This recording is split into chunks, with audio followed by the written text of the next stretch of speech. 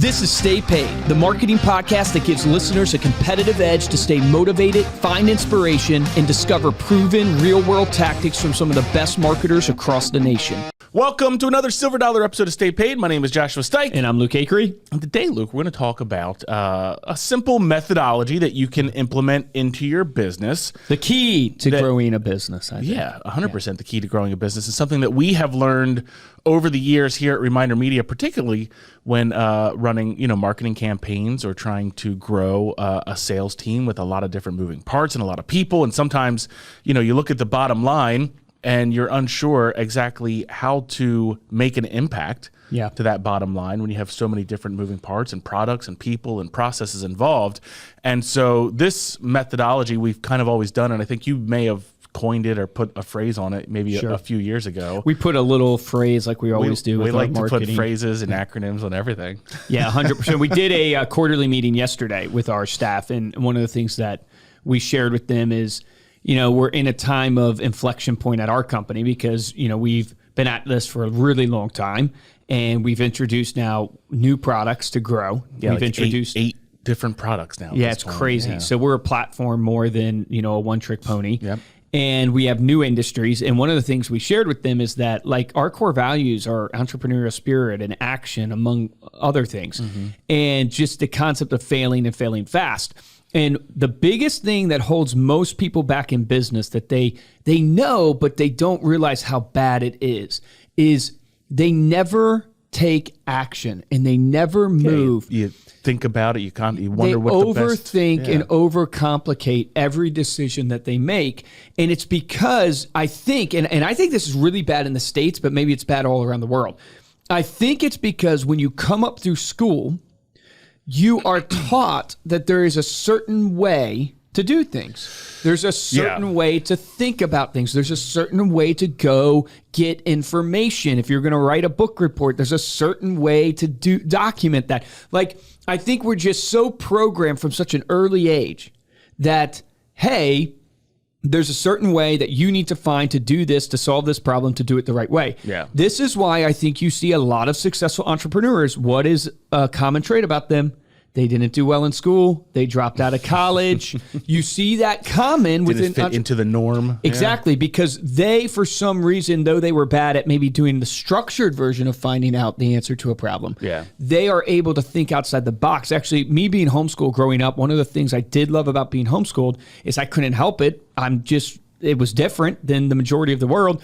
So I naturally am okay with thinking about things differently. I don't think about the right way to do something. Mm-hmm. I just think about the result I want, and I go, well, what's my fastest and easiest way to get that result? Yeah. And it makes me so much more effective in doing things. Yeah. And as I look back on my life now, I go, wow, I am able to just execute because I guess I don't have all this baggage that prevents me. So the phrase and the kind of methodology that Josh and I implement for people is this act, track, and pivot. Mm-hmm. And most people, what they do is they want to research before they act. Yeah. They want to measure and track stuff before they actually take action. And it's a failed methodology. And there's a great book out there that all of you should read called Ready, Fire, Aim. So think about that. Ready, fire, aim. Mm-hmm. Usually it's you aim before you fire. Mm-hmm. But this guy has built multiple $50 million plus companies. And he talks about this same type. And I didn't even know about this book. I learned about it from Alex Hermosi. But we had already kind of coined this phrase and this methodology in our own business. And I realized it's the same concept. You are better off right now. Let's think about this, like your leads, right? And doing a follow-up system for your leads. Take action and just do anything that you can think of for following up with your leads. Then track it, document what you did, measure against, because you can't improve what you don't track, right? What you don't measure, you can't improve. And then pivot. That is the methodology of growing a successful business. Most of you, though, will do this. Man, I need a touch point plan.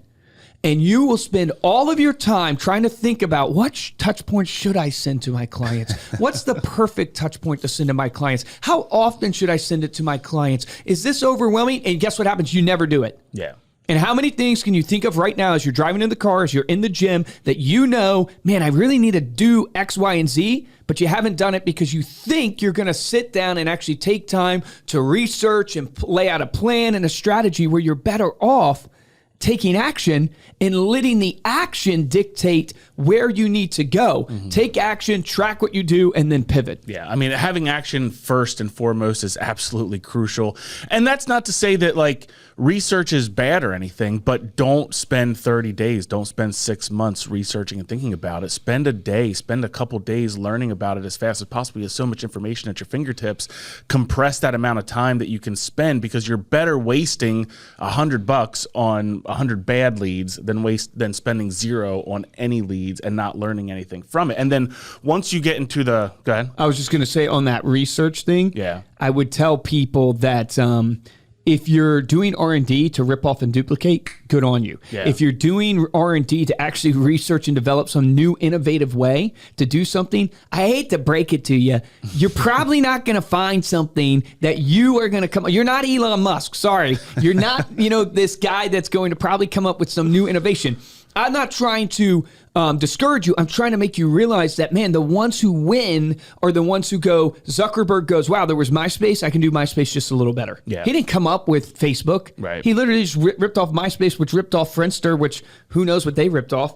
But like the local coffee shop. Yeah, who knows, right? You don't have to reinvent the wheel. There's nothing new under the sun, as they say. What you want to do is, if you're going to do research, it's just the research to be able to do R&D to rip off and duplicate. Yeah. And I would say not even like from that perspective, it's you should be a lifelong learner. So you should always be listening to podcasts, watching YouTube videos. Like this shouldn't be something that you have to sit down and research. It should be something that you're consistently learning and gaining that knowledge, because it's going to impact your business in a positive way. The track part, though, is so important. And I think what a lot of people do is they track maybe the bottom line, and they get sort of lost in, okay, well, where can I actually make a change? And this is where you want to make sure that you're tracking each conversion point in your process. So if you are generating leads for your business, and we'll just take real estate, for example, you have multiple conversion points within that life cycle of a lead. You have the actual marketing that you're running and the lead raising their hand. So you have a conversion point there. Then you have your contact rate. How many of these leads are you actually getting in touch with? Then you have your appointment rate. How many of them are you actually meeting with? Then you might go to a listing appointment, a listing taken, a listing sold, right? And then the actual transaction, right? When money is exchanged hands. All of those are points in your process that you should be tracking, and then looking at the opportunity for which conversion rates can you actually increase. Yeah. So I'll apply the methodology just to literally what you just said. Most people don't track their conversion rates because they are overthinking, how do I track it? They're overthinking, what system should I use? Man, freaking pull out a pen and paper. And just literally make check marks of how many dials you made. Pull out an Excel doc. Because here's what will happen. You took action. You start tracking. You start seeing the success. And in your doing this, you will realize, wow, this is an archaic process to have to hit this enter key or hit this button every time I do it. Maybe there's a program out there that will help me do this better now that I truly understand what I'm tracking and what's valuable in tracking and what's not. And you can pivot. That's the key, but most of you don't even track because you're thinking about the system you should use, what you actually should track. I need to go find out because Luke and Josh said we should track this, so should I track that? I listened to this other podcast, should I track that? I mean, freaking start tracking what you believe you need to start tracking, and you'll quickly get to the places where you need to track. The only caveat or nuance to this is you have a risk ratio that plays into every decision you make. So should you take action on a decision that can bankrupt you and your family without thinking about it? No. I'm not telling you to be an idiot. There's a nuance to this of a risk ratio, but for the majority of things that you do in business, the risk ratio is very low, actually. You're thinking that or overestimating that, oh man, this is too much risk or this is going to destroy my business.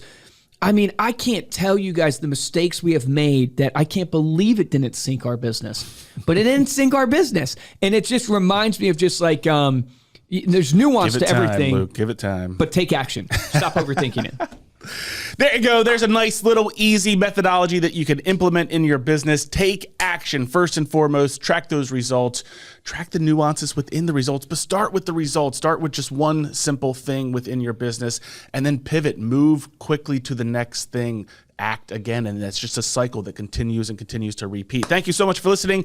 You can head on over to staypaidpodcast.com for the show notes and the video of this episode. If you like this episode and want to show your support, drop us a review on Apple Podcast or give us a review on Spotify. But the best way to show your support of the show is to simply share this episode with a friend or share it on your social media.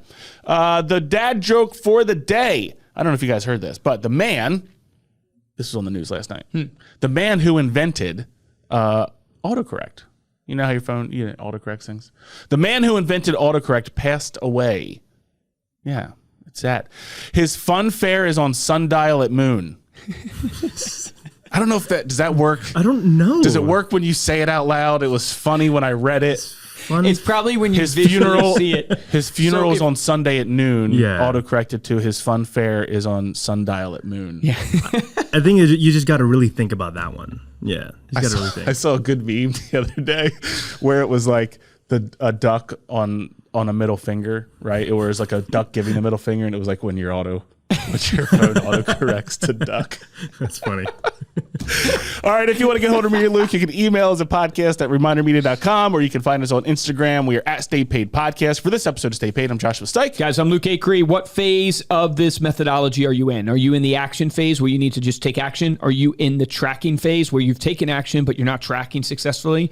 Or are you in the pivot phase that you've actually taken action, you've tracked, and you've realized you're not getting results, or you need to improve your process, your system, whatever it is that you're doing, and you need to pivot? What phase are you in? That is your action item to determine the phase, and then guess what? Take action on it, because the difference between top producers and mediocre producers in every single industry is top producers take action. Take action on that today.